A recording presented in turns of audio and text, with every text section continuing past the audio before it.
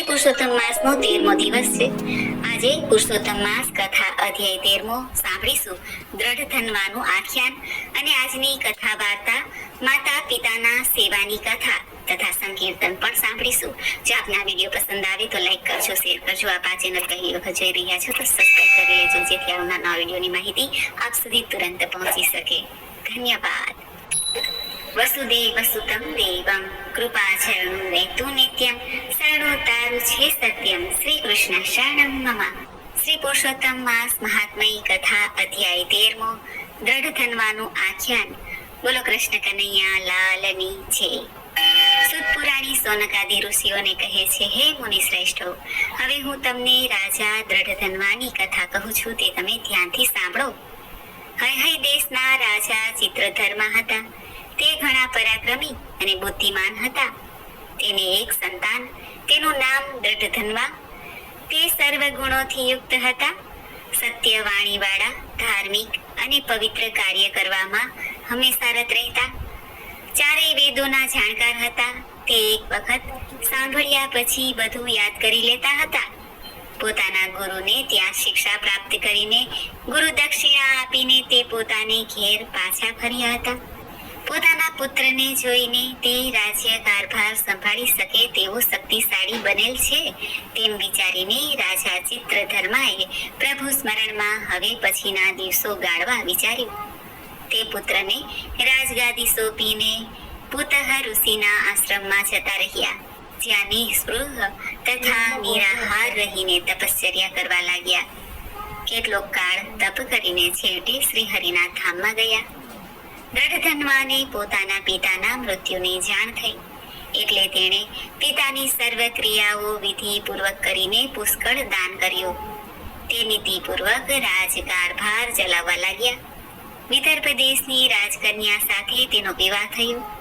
તેમને ચિત્રવાહ, માણીમાન તથા ચિત્રકુંડલ નામના 4 પુત્ર થયા અને ચારુમતી નામની પુત્રી થઈ. એકવાર દ્રઢધન્વાને વિચાર આવ્યો કે હું સર્વ પ્રકારે સુખી છું, તેનું કોઈ અગમ્ય કારણ હોવું જોઈએ. મેં એવું તે ક્યુ વ્રત, તપ, પુણ્ય કે દાન કર્યું હશે કે જેના પ્રતાપે આજે હું આ સુખ ભોગી રહ્યો છું. આવા વિચારોમાં તે ઘણી વાર ખોવાઈ જતા. એક દિવસ દ્રઢધન્વા સવારે ઉઠીને નિત્ય કર્મથી પરવારીને ઘોડા ઉપર બેસીને વનના અંગરક્ષકો સાથે શિકાર ખેલવા ગયા. તેણે એક મૃગને બાણ માર્યું. આ મૃગ બાણ સમયે ત્યાંથી દોડી ગયું. તેનો રાજાએ ઘણો પીછો કર્યો, ઘણી શોધખોળ કરી, પણ તે મૃગ રાજાની નજરે ન ચડ્યું. આથી રાજા નિરાશ થયા. મધ્યાહનનો સમય થતા રાજા અકળાઈ ગયા અને તરસ લાગતા એક સરોવર પાસે પહોંચી ગયા. ઝાડના થડે ઘોડાને બાંધીને રાજાએ પોતાની તૃષ્ણા छिपाવી. પછી તે એક ઝાડ નીચે જઈને વિશ્રાંતિ લેવા બેઠા. આ સમયે રાજાએ એક પોપટને બોલતા સાંભળ્યો. તે કહી રહ્યો હતો કે, હે રાજા, તું સુખ ભોગમાં મસ્ત બનીને ખરા તત્વને ભૂલી ગયો છે. જો તું ખરું તત્વ નહીં સમજે તો પરમાત્માને કેવી રીતે પ્રાપ્ત કરી શકીશ? પોપટની આ વાણી સાંભળીને દ્રઢધન્વા વિસ્મિત થયા. તેને લાગ્યું કે પોપટ રૂપે સુખદેવજી તો મને ઉપદેશ નથી આપી રહ્યા ને. તે વિચાર મગ્ન હતા ત્યાં તેમના અંગરક્ષકો આવી પહોંચ્યા. તેમની સાથે તે પોતાના નગરમાં આવ્યા. રાજમહેલે આવ્યા છતાં પોપટના વચનો તેને યાદ આવતા હતા. રાજાએ ભોજન ન કર્યું અને સૂતા, છતાં વિચારોના વમણમાં પડ્યા રહ્યા. તેને ઊંઘ ન આવી.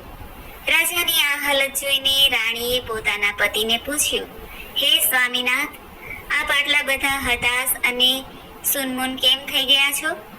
આપને માનસિક શું દુઃખ છે તે મને કહો, જેથી તે દૂર કરવા હું પ્રયત્ન કરીશ. રાજાએ કોઈ પણ આગળ કંઈ પણ ખુલાસો ન કરતા આથી રાણી, મંત્રીઓ, દાસ દાસીઓ અને નગરજનો રાજા અંગે ચિંતા કરવા લાગ્યા. પુરુષોત્તમ મહાત્મય માનો દ્રઢધન્વાનું આખ્યાન નામનો 13મો અધ્યાય સંપૂર્ણ. આજે પુરુષોત્તમ માસનો 13મો દિવસ છે. આજે પુરુષોત્તમ માસ કથા અધ્યાય 13મો સાંભળીશું. દ્રઢ ધનવાનું આખ્યાન અને આજની કથા વાર્તા માતા પિતાના સેવાની કથા કીર્તન પણ સાંભળીશું. જો આપને આ વિડીયો પસંદ આવે તો લાઈક કરજો, શેર કરજો. આપ આ ચેનલ પહેલી વખત જોઈ રહ્યા છો તો સબસ્ક્રાઇબ કરી લેજો, જેથી આવનાર નવા વિડીયોની માહિતી આપ સુધી તુરંત પહોંચી શકે. ધન્યવાદ. વસુદેવ સુતમ દેવમ કૃપાચરણું વેતુ નિત્યમ શરણો તારું છે સત્યમ શ્રી કૃષ્ણ શરણમ મમ. શ્રી પુરુષોત્તમ માસ મહાત્મય કથા અધ્યાય 13 દ્રઢ ધનવાનું આખ્યાન. બોલો કૃષ્ણ કનૈયા લાલની છે.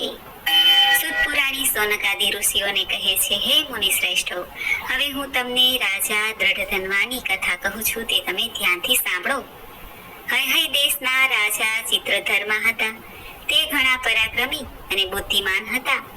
તેને એક સંતાન, તેનું નામ દ્રઢધન્વા. તે સર્વ ગુણોથી યુક્ત હતા. સત્ય વાણીવાળા, ધાર્મિક અને પવિત્ર કાર્ય કરવામાં હંમેશા રત રહેતા. ચારેય વેદોના જાણકાર હતા. તે એક વખત સાંભળ્યા પછી બધું યાદ કરી લેતા હતા.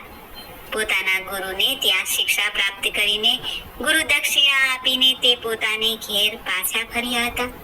પોતાના પુત્રને જોઈને તે રાજ્ય કારભાર સંભાળી શકે તેવો શક્તિશાળી બનેલ છે તેમ વિચારીને રાજા ચિત્રધર્માએ પ્રભુ સ્મરણમાં હવે પછીના દિવસો ગાળવા વિચાર્યું.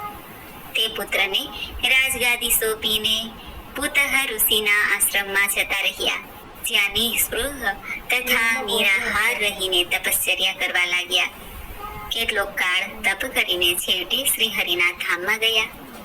દ્રઢધન્વાને પોતાના પિતાના મૃત્યુની જાણ થઈ, એટલે તેણે પિતાની સર્વ ક્રિયાઓ વિધિપૂર્વક કરીને પુષ્કળ દાન કર્યું. તે નીતિપૂર્વક રાજકારભાર ચલાવવા લાગ્યા. વિદર્ભ દેશની રાજકન્યા સાથે તેનો વિવાહ થયો.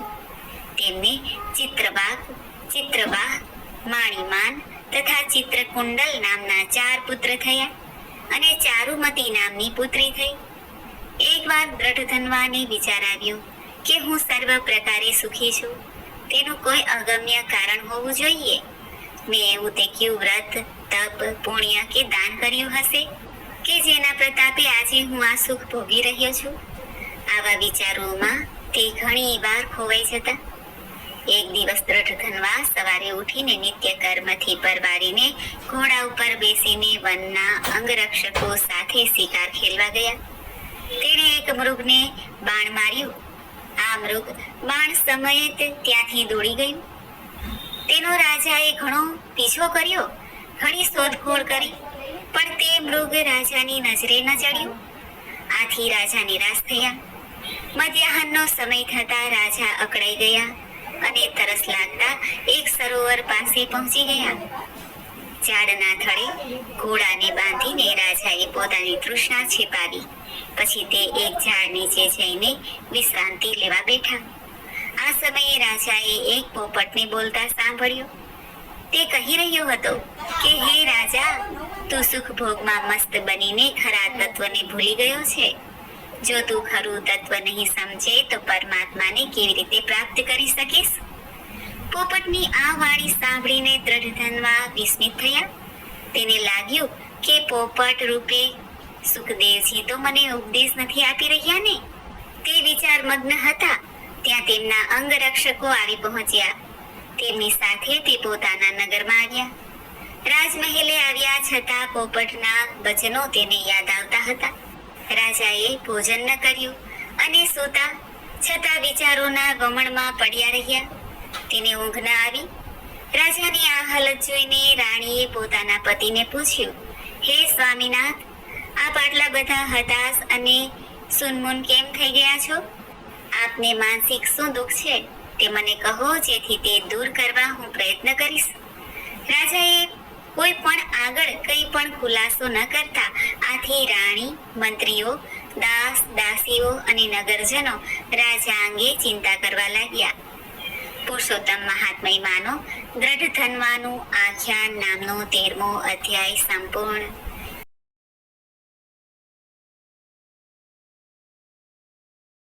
श्री कृष्ण गोविंद हरे मुरारे, हे नाथ नारायण वासुदेव, राधे कृष्ण गोपाल कृष्ण રાધે કૃષ્ણ ગોપાલ કૃષ્ણ રાધે કૃષ્ણ ગોપાલ કૃષ્ણ